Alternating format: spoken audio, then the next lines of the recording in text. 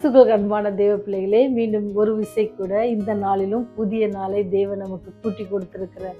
இந்த காலகட்டத்தில் தேவனுடைய நாமத்தில் இந்த காலை கதை நிகழ்ச்சி வாயிலாக உங்களோடு கூட இணைவதில் மிகுந்த மகிழ்ச்சி அடைகிறது. இந்த நாள் உங்களுக்கு இனிய நாளாக இருக்கு. இயேசுவின் நாமத்தில் வாழ்த்துதல் கூறுகிறேன். இன்னைக்கு நமக்கு வருகிற செய்தி எங்கேருந்து பார்த்தீங்கன்னு சொன்னால், ரோமருக்கு எழுதின நிருபம் 12ஆம் அதிகாரம் 10வது வசனம். சகோதர சிநேகத்திலே ஒருவர் மேல் ஒருவர் பட்சமாயிருங்கள், கனம் பண்ணுவதிலே ஒருவர் முந்திக் கொள்ளுங்கள் அப்படின்ட்டு சொல்லப்படுகிறது. ஏன்னு சொன்னால், நம்ம சகோதர சிநேகத்தில் இருக்கும் பொழுது அது என்னென்ன அடுத்த குணமாகிய கனம் ஒருவரை ஒருவர் என்ன செய்யணுமா மேன்மையாக எண்ண வேண்டும் அப்படின்னு சொல்லி சொல்லப்பட்டிருக்கிறது. ஒரு உண்மையான சம்பவம் உங்களோடு கூட பகிர்ந்து கொள்ள ஆசைப்படுகிறேன். எல்லாருக்கும் தெரியும், ஜனாதிபதி லிங்கன். அவர் பார்த்தீங்கன்னு சொன்னால், அவர் விருந்தோம்பல், வீட்டுக்கு வரவங்கள நல்லா கவனிச்சுக்கிடுவாங்க அப்படின்றதுல எல்லாருக்குமே ஒரு தெரிஞ்சது. அதே சமயத்தில் ஒரு என்ன செய்ய மற்றவங்களே அவர் ரொம்ப மதிப்பாக நடத்துவாங்க, கனம் பண்ணுவாங்கன்றதுல எந்தவித சந்தேகம் இல்லை. அநேகருக்கு அது தெரியும். ஆனால் அவருக்கு வாழ்க்கையில் நடந்த ஒரு சம்பவத்தை அவரோடு கூட இருந்த சகோதரர் எழுதியிருக்கிற அந்த கடிதத்தை நம்ம வாசிக்க எங்களுக்கும் ஒரு வாய்ப்பு கிடைச்சிச்சு. அந்த கதையை உங்களோடு கூட நான் பகிர்ந்து கொள்கிறேன். தேவன் கிருபையை பாராட்டணும், நான் அவரை துதிக்கிறேன். என்ன அப்படின்னு சொன்னால், எல்லாருக்கும் தெரியும் ஆபிரகாம் லிங்கனை பற்றி. அவர் பேர் எல்லாருமே அறிந்த ஒரு நபர். அவர் என்ன செஞ்சார் அப்படின்னு சொன்னால், அவர் எப்பவுமே மற்றவர்களை போல என்ன செய்வார், மற்றவர்களை வேறுபாடாக நடத்த மாட்டார், அல்லது தன்னை உயர்ந்தவராகவும் மற்றவர்களை தாழ்ந்தவராகவும் அவர் நினைக்கிறது கிடையாது. அப்பேற்பட்ட ஒரு மனுஷன்தான் அவங்க. பெரிய பதவியில் இருந்தாலும் சரி, அவங்க என்ன செஞ்சாங்கன்னா எல்லாரையுமே பார்க்கும்போது ரொம்பவும் கனம் பண்ணுறதும் சரி, அல்லது அவங்கள பார்த்து ஒரு ஸ்மைல் பண்ணுறது, இதெல்லாம் முதல்ல செஞ்சுருவாராம். அப்படி ஒரு நாள் அப்படி தான் அவங்க என்ன செஞ்சாங்க, அவரும் அவருடைய கூட வேலை செய்கிறவரும் என்ன செஞ்சாங்கன்னு சொன்னால், ஒரு வாக்கிங் மாதிரி போயிட்டு இருந்திருக்காங்க. அப்படி போகும்பொழுது வழியில் ஒரு பிச்சைக்காரன் ஆடை கூட அதிகமாக இல்லை. அவன் என்ன செஞ்சான்னு சொன்னால், அவருக்கு ஒரு வணக்கம் போட்டார். அப்போ உடனே இவர் என்ன செஞ்சாருன்னு சொன்னால், தன்னுடைய தலையில் இருந்த அந்த தொப்பியை அவுத்துட்டு அவருக்கு கனம் பண்ணாராம். அதை பார்த்து அந்த கூட சொன்னார், என்ன நீங்கள் பண்ணுறீங்க, நீங்கள் யார், நீங்கள் என்ன உங்கள் தொப்பி அவுத்து அவருக்கு நீங்கள் கனம் பண்ணன்னு கண்டிப்பாக அவசியம் இல்லை. அவன் ஏதோ ஒரு பிச்சைக்காரனாக இருக்கிறான், அவன் ஏதோ ஒன்று உளறிட்டு போகிறான், நீங்கள் எதுக்கு அப்படி செய்தீங்க அப்படின்னு சொல்லி அவரை கேட்டாங்களாம். அப்போ ஜனாதிபதி லிங்கன் என்ன செஞ்சேன்னா, புன்னகித்து வரைய சொன்னாராம், மற்றவர்களை காட்டிலும் என்ன செய்யணுமா, நான் என்ன செய்யணும், மற்றவர்களை மதித்து கனம் பண்ணணும். நான் மற்றவங்க என்ன மதித்து கனம் பண்ணுறதை காட்டிலும் நான் பண்ணணும்னு நினைக்கிறேன். அந்த பிச்சைக்காரன் எனக்கு ஃபஸ்ட் சொன்னான், ஆனால் அவனை காட்டிலும் ஒரு வகை மேல்படியாக நான் செய்யணும் அப்படின்னு நினச்சேன், அப்படின்னா தான் நான் அதை அப்படி செஞ்சேன் அப்படின்ட்டு சொன்னாராம். என்ன பாருங்க, இப்படி தான் ஆண்டவர் உங்ககிட்ட என்கிட்ட விருப்பப்படுறாரு. ஏன்னு சொன்னால், நம்ம மற்றவர்களை கனம் பண்ணுகிறவர்களாக காணப்படணும்.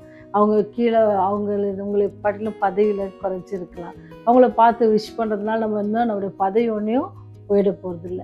அல்லது நம்ம பெரிய பணக்காரர்களாக இருக்கலாம், ஆனால் அவங்க ஒரு நம்மை காட்டிலும் குறைவானவர்களாக பணம் வைத்திருப்பாங்களாம் சரி, இல்லை ஏழைகளாக இருப்பவர்களை காணும் பொழுது நம்ம என்ன செய்யலாம், ஒரு வணக்கம் சொல்கிறதுனால நம்ம பணம் குறைஞ்சி போக போகிறதில்ல. அதனால தான் வேதம் சொல்லுது, முந்திக் கொள்ளுங்கள் அப்படின்ட்டு சொல்லப்படுகிறது. நீங்கள் எதற்கு முந்திக் கொள்ளுங்கள். இன்னொரு காரியம் சொல்லுதில்ல, இந்த தாயும் தகப்பனையும் நம்ம கனம் பண்ணணும் அப்படின்னு சொல்லி வேதம் சொல்லுது.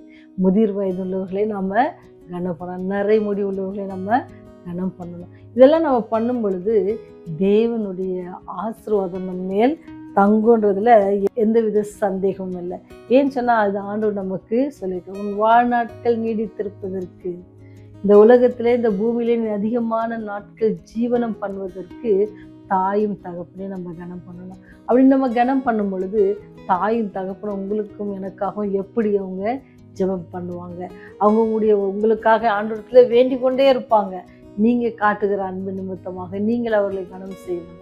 ஒருவேளை உங்கள் அலுவலகத்தில் இருக்கிற பெரிய முதியவர்களாக இருந்தாங்கன்னு சொன்னால், அவங்கள கனம் பண்ணணும்.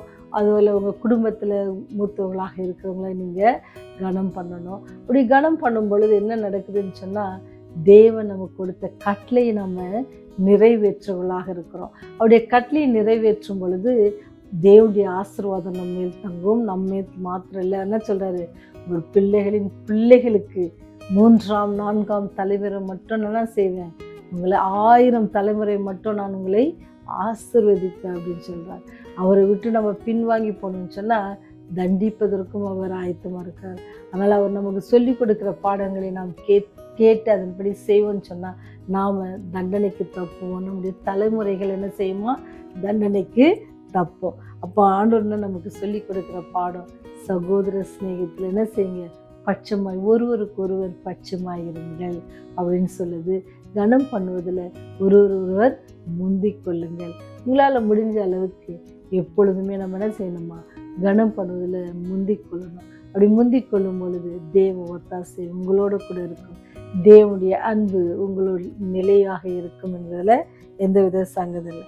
நாமும் பிறரை மதிப்பதற்கு கற்றுக்கொள்ள வேண்டும். பிறரை மதிக்கும் பொழுது நாம் யாரை மதிக்கிறோமா, தேவன். ஏன்னா அவங்களும் தேவனுடைய பிள்ளைகள் என்பதை நாம் மறந்துவிடக் கூடாது. நம்மை படைத்து நமக்கு ஜீவன் தந்த தேவன் நாமும் என்ன செய்யும், மகிமைப்படும். உங்கள் மூலமாகவும் என் மூலமாகவும் யாருடைய நாமம் மகிமைப்படுமா, தேவனுடைய நாமம் மகிமைப்படும். அப்பேற்பட்ட அந்த மகிமைப்படுகிற அந்த நாளாக இந்த நாள் நம்மை மாற்றிக்கொள்வோமா, ஜெபம் செய்வோம். தேவனே, பிறரை கனம் பண்ணுவதில் நீர் எதிர்பார்க்கிறபடி நாங்களும் இருக்க நீங்கள் எங்களுக்கு உதவி செய்யுங்க. நாங்கள் ஒருவரை ஒருவர் கனம் பண்ணுவதில் முந்திக் கொள்ளுகிற பிள்ளைகளாக இருக்க எங்களுக்கு கிருபை செய்யுங்க. எங்களுக்குள்ள இருக்கிற மேட்டிமை, பொறாமை, தீய சிந்தனைகள், தீய குணங்கள் எல்லாவற்றையும் நீக்கி போட்டு ஆண்டவரே, நீர் புதிய மனிதர்களாக ஒவ்வொரு நாளும் ஜீவிக்க நீர் எங்களை பலப்படுத்துங்க. தீய குணத்திலிருந்து நாங்கள் வெளிவர நீர் எங்களுக்கு உத்தரவு பண்ணுங்க சாமி, உதவி செய்யுங்க ராஜா. நீர் பாராட்டின உங்களுடைய கிருபையை உணர்ந்தவர்களாக ஜீவிக்க நீர் ஞானத்தை தாங்க. புதிய நாளை கொடுத்ததற்காக நன்றி செலுத்துகிறோம். இந்த நாளிலும் ஆண்டவரே, உமக்கு கீழ்ப்படிந்த பிள்ளைகளாக நடக்க, உமக்கு கனம் பண்ணுகிற பிள்ளைகளாக நடக்க, உடைய நாமத்திற்கு மகிமையாக வாழ நீர் எங்களுக்கு உதவி செய்யுங்க. தொடர்ந்து எங்களோடு கூட இடைப்படுங்க, வழி நடத்துங்க. எங்களுடைய போக்கிலும் வரத்திலும் நாங்கள் வேலை செய்கிற ஸ்தலத்திலும் உங்களுடைய கரம் எங்களை வழி நடத்துங்க. எங்களுடைய அதிகாரிகள் மத்தியில் ஆண்டவரே நல் பெயர்களை பெற்று நற்குணசாலிகளாக இருந்து ஆண்டவர் எங்களுக்கு கொடுத்திருக்கிற பணிகளை அங்கே நேர்மையோடு செய்ய எங்களுக்கு உதவி செய்யுங்க. அதில் நானும் குறைவுள்ளவர்களாக இருந்தால் ஞானத்தினால் நிரப்பி மற்றும் நாங்கள் வெட்கப்பட்டு போகாதபடிக்கு ஒரு நல்ல ஊழியக்காரர்களாக, நல்ல தேவ பிள்ளைகளாக ஜீவிக்க எங்களுக்கு உதவி செய்யுங்க. பாதுகாத்து கொள்ளுங்க, வழிநடத்துங்க. இயேசுவின் வழியாய் ஜெபிக்கிறோம் ஜீவனுள்ள நல்ல தகப்பனே, ஆமென்.